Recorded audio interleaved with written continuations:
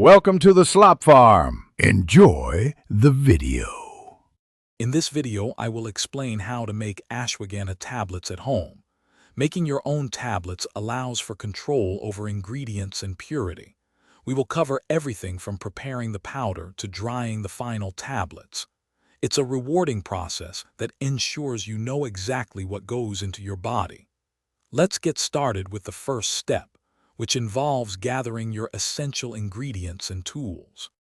Now, let's prepare our ashwagandha powder mix.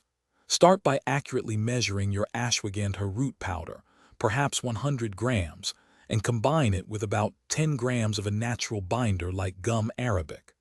This binder is crucial for holding your tablets together.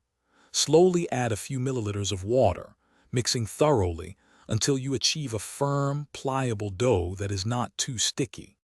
With your dough ready, it's time to form the tablets. You can roll the mixture into a thin sheet, about 2 millimeters thick, using a rolling pin. Then, use a small, round cutter or a tablet press to create uniform tablets. Consistency and size, perhaps 500 milligrams each, is key for proper drying and dosage. Gently place the formed tablets onto a clean, non-stick surface. The final step is drying and proper storage. Place your freshly formed tablets on a tray in a well-ventilated area, away from direct sunlight.